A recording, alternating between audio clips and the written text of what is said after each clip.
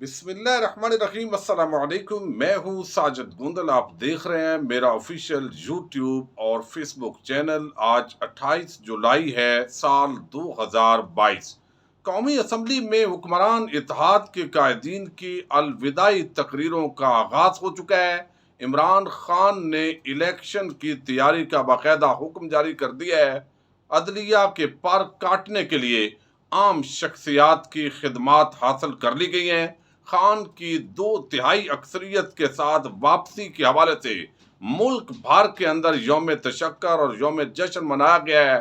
کچھ اور عام ڈیولپمنٹس ہیں، ان پر تفصیل کے ساتھ اس ویڈیو میں ہم بات کریں گے، اور امید کروں گا کہ آپ سماعت کرنے کے بعد ہمیشہ کی طرح اپنے قیمتی فیڈ بیک سے ضرور آگاہ کریں گے۔ اوورسیز پاکستانیوں کی بڑی تعداد ہے جو میری ویڈیوز دیکھتی ہے، پھر میں ان کے کمنٹس بھی دیکھتا ہوں۔ ایک تو میں بہت شکر گزار ہوں، اور اس وقت ای وی ایم مشین کے حوالے سے اور اس کے ساتھ ہی آپ نے دیکھا ہے جو الیکشن کے اصلاحات کے نام پر اس امپورٹڈ حکومت نے یہاں پر فراڈ کیا ہے، اس کو ریورس کرنے کے لیے Imran Khan supreme court of Pakistan میں پہنچے ہوئے ہیں۔ ایک بڑی کامیابی گزشتہ روز ملی کہ جو اعتراضات لگائے گئے تھے ان کو دور کر دیا گیا، اور اب یہ ایک تو سماعت ہوگی، اور دوسری طرف نیب آرڈیننس کے اندر جو ترامیم کی گئی جس کے ذریعے چوروں، ڈاکوؤں، لٹیروں نے اپنے آپ کو NRO2 دیا، اس کو بھی ریورس کیا جائے گا۔ لیکن موجودہ حالات کے اندر پاکستان کے اندر رہنے والے جو لوگ ہیں وہ یہ سمجھ رہے ہیں کہ ایک طرف حکومت کی جو نورا کشتی ہے، یعنی وفاقی حکومت جو ہے وہ حکومت چھوڑ نہیں رہی، معاشی طور پر پاکستان پر ایک بڑا بوجھ پڑ رہا ہے۔ ڈالر گزشتہ روز 5 روپے کے قریب وہ مہنگا ہو گیا ہے، اور آئے روز اسی طرح ایک غیر یقینی صورتحال ہے۔ اگر یہ لوگ عزت کے ساتھ نہیں جائیں گے تو یقیناً ان کو یہاں سے اسی طرح اٹھا کر پھینکنا پڑے گا، جیسے حمزہ شہباز کو جو ہے وہ گزشتہ دنوں سپریم کورٹ آف پاکستان نے 2 دن پہلے اٹھا کر پھینک دیا ہے۔ اب دیکھیے کہ ان کو بڑی پریشانی ہے کہ حمزہ شہباز کو جس طریقے سے باہر نکالا گیا، اگر ان کی کوئی مقبولیت ہوتی، عوام میں کوئی جڑیں ہوتی، عوام کو کوئی پریشانی اور تکلیف پہنچتی کہ ہمارا لیڈر جو ہے وہ ہمیں حق نہیں دیا گیا اور یہاں پر ہمارے اوپر بڑا حملہ ہو گیا ہے، جمہوریت خطرے میں پڑ گئی ہے، آئین خطرے میں پڑ گیا ہے، سپریم کورٹ آف پاکستان نے بڑی زیادتی کر دی ہے، تو یقین مانیے کہ عوام سڑکوں پر نکل آتی اور احتجاج کرتی۔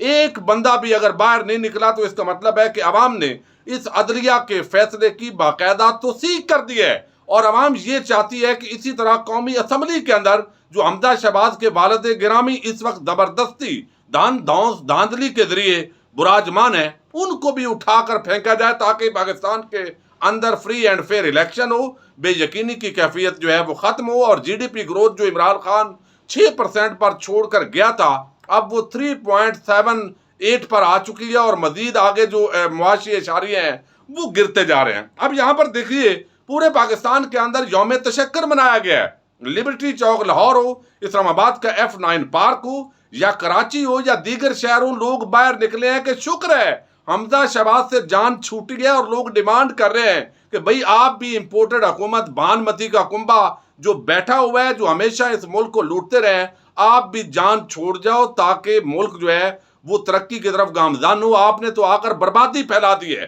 اب یہاں پر جو ہے یہ ایک تو بڑی تعداد میں لوگ نکلے، عمران خان صاحب نے بڑی عام گفتگو کی، وہ میں پچھلی ویڈیو کے اندر ذکر کر چکا ہوں، لیکن اس پورے معاملے کے اندر جو وفاقی کابینہ ہے انہوں نے ایک گزشتہ روز اجلاس ہوا، اور اس کے اندر انہوں نے عدلیہ کے پر کاٹنے کا فیصلہ کیا ہے۔ وہاں پر ایک تو قومی اسمبلی کے اندر جو تقریریں ہوئیں اس کے اندر پوری طرح جو چیف جسٹس عمر عطا بندیال ہیں اور ان کے ساتھ جو 2 اور معزز ججز ہیں ان پر بڑا کیچڑ اچھالا گیا، حالانکہ تمام آئینی ماہرین یہ سمجھتے تھے کہ اس ڈپٹی سپیکر کی رولنگ نے اڑ جانا ہے۔ اب وفاقی کابینہ نے ایک تو فیصلہ کیا کہ یہ جو سو موٹو ایکشن کا اختیار ہے چیف جسٹس آف پاکستان کا، یہ ان سے واپس لینا چاہیے، اور عدالتی اختیارات سے تجاوز جو ہے اس پر قومی اسمبلی میں بحث ہونی چاہیے، اور پنجاب سے متعلق سپریم کورٹ کے اقدامات پر بڑی تشویش کا اظہار کیا گیا ہے۔ اس کے ساتھ اگر میں آپ کو بتاؤں تو بڑی عام ہماری جو بار کونسلز ہیں، بہت سارے ایسے وکلاء ہیں، سپریم کورٹ بار ایسوسیشن ہو، سندھ ہائی کورٹ ہو، یا کچھ ہائی کورٹ بار ایسوسیشنز ہیں، جیسے پنجاب اور صوبائی جو بار کونسلز ہوتی ہیں، ان کی پراکسی جو مہم ہے اس پر کئی مرتبہ ہم نے دیکھا ہے کہ پاکستان کو بڑا نقصان پہنچتا ہے۔ یعنی سیاسی طور پر نون لیگ اور زرداری سے فائدے لینے کے لیے اس طرح کا کھیل کھیلا جاتا ہے. حالانکہ اس وقت لاہور جو بار ہے اور اس کے ساتھ ہی اسلام آباد ہائی کورٹ بار ایسوسی ایشن کے جو پریزیڈنٹ ہیں شعیب شہین صاحب، وہ بھی باور کر چکے ہیں کہ وکلاء کا کام سیاسی جماعتوں کا اعلی کار بننا نہیں ہے، لیکن یہاں پر تو باقاعدہ نوکر بننے کا کام سلسلہ شروع ہو چکا ہے.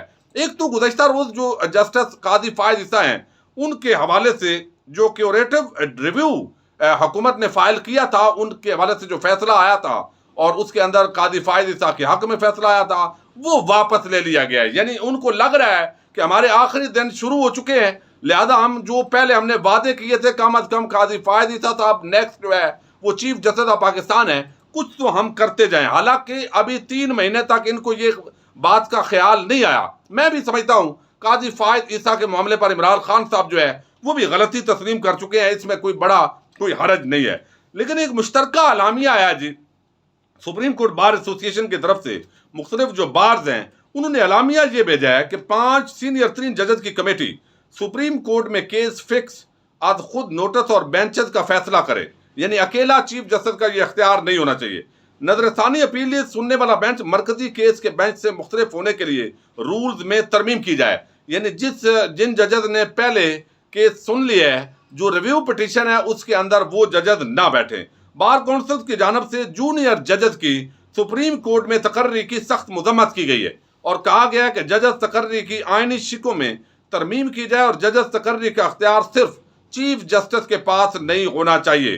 بار کونسل نے کہا ہے کہ ان کا کوئی ذاتی مفاد نہیں ہے، نہ وہ کسی ایک جماعت کے ساتھ ہے. اب احسن بون جیسا بندہ جب یہ بات کرے گا تو بہت بڑا لطیفہ بن جائے گا. اسی طرح جو جسٹس قاضی فائز عیسیٰ ہیں انہوں نے 2 دن پہلے ایک خط لکھا ہے چیف جسٹس آف پاکستان کے نام، اور وہ جو یہاں پر جوڈیشل کمیشن ہے چونکہ وہ بیرون ملک ہے، اور انہوں نے کہا ہے کہ آپ کو یہ حق نہیں پہنچتا کہ اس طرح جلد بازی کے اندر اجلاس بلائیں، چونکہ 5 جونیئر ججز جو ہیں انہوں نے سپریم کورٹ آف پاکستان کے اندر آنا ہے، اور اس وجہ سے اب یہ پوری ایک مہم جو ہے وہ عدلیہ کے خلاف چل پڑی ہے. ایک طرف بار کونسلز کی خدمات حاصل کی گئی ہیں مختلف شخصیات کی جو اس مہم کو ایکٹیو کر رہی ہیں، اور دوسری طرف جو نون لیگ ہے اور پیپلز پارٹی وہ قومی اسمبلی کے اندر اور میڈیا کے اندر اس مہم کو شروع کر چکی ہیں. لیکن اس وقت جو چیف جسٹس ہیں وہ اس موڈ میں نہیں ہے کہ ان کے خلاف توہین عدالت کی کوئی کارروائی کی جائے، کیونکہ یہ چاہتے ہی یہی ہے.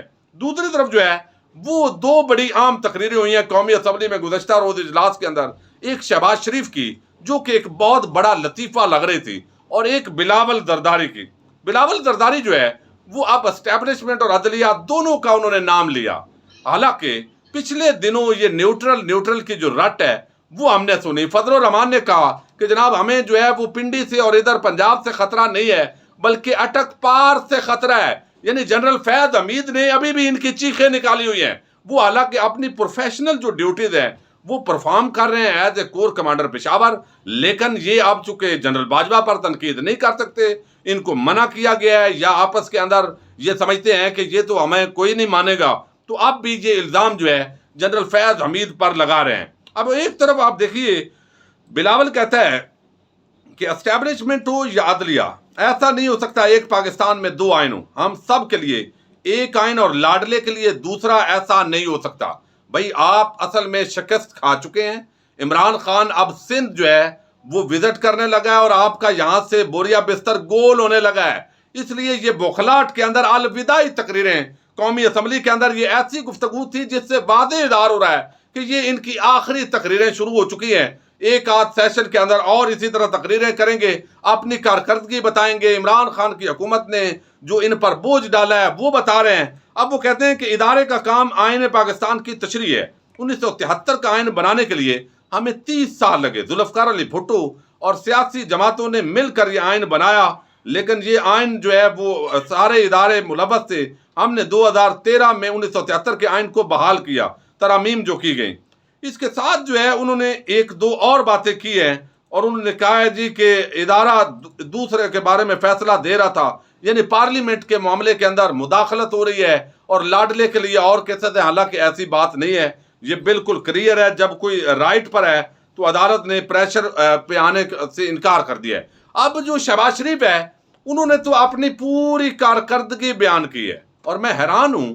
ایک طرف بلاول کہتا ہے جی پچھلے 3-4 سال کا گند جو ہے وہ کیسے ہم 3 مہینے کے اندر اٹھاتے، اور शहबाज शरीफ का दिफा किया, तो भाई आपका 35-40 साल का जो गंद है वो तो आपने लाद दिया इमरान खान पर, और आप चाहते हैं कि वो पेरिस बनाकर देता आपको। तो ये कितना बड़ा झूठ है। अब यहाँ पर जो है वो गंदम का चूंकि एक क्राइसिस आ रहा है और ये इंपोर्टेड हुकूमत की बहुत बड़ी नाकामी है, वो भी मलबा उन्होंने डाला इमरान खान पर। इसके साथ 1973 का आइन, सीने में बड़े राज है, उन्होंने बताया सीने में राज यही है जो गेट नंबर 4 के अंदर इंटर होते वो खुफिया मुलाकातें कई दफ़ा बुरके के अंदर चौधरी निसार के साथ वो करते थे। तो मुझे कई मरतबा ये ऑफर्स हुई कि वज़ीर आज़म बनाया जाए, लेकिन मैंने वो रद्द कर दी। ये मेरा ख्याल है वो सारा मरियम नवाज को क्लियर कर रहे थे कि मैं तो हमेशा जो इस वक्त कोशिश है कि शहबाज शरीफ और हमजा जो है उनको आउट किया जाए शरीफ खानदान की सियासत से और पार्टी से।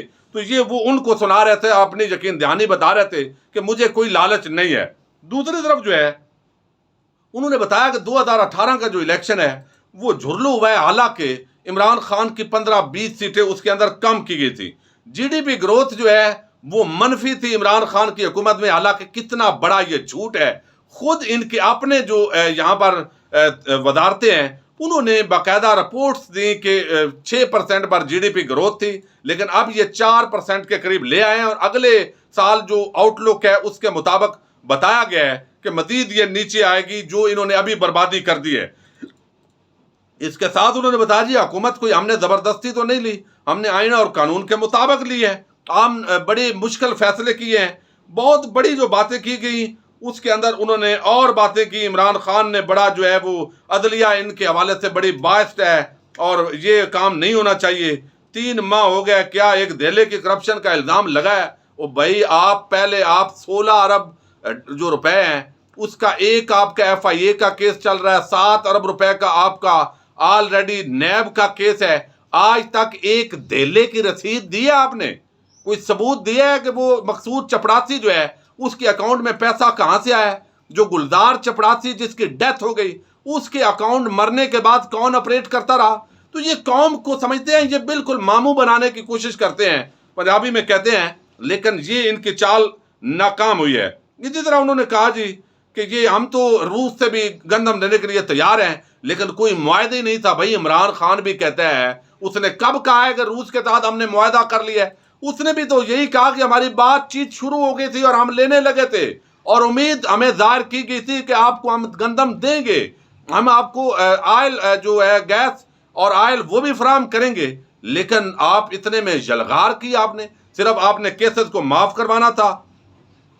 अब इसी तरह की जो बातें हैं, अदालत के नोटिस, ट्यूबवेलों पर सब्सिडी और अपनी चीज़ें उन्होंने दी, और सेहत कार्ड और बाकी चीज़ें जो है वो ज़ाहिर है उन्होंने सब मलिया मेट करके रख दी हैं। तो ये अपनी इस तरीके से अब चूँकि भागने की तैयारियां हैं, अगला इलेक्शन करीब आ गया। इमरान खान ने गुज़श्ता रोज़ बनी गाला के अंदर जो उन्होंने इजलास किया है और रात को जो कौम से खिताब किया है उसके मुताबिक वादे है कि इलेक्शन की तैयारी करें।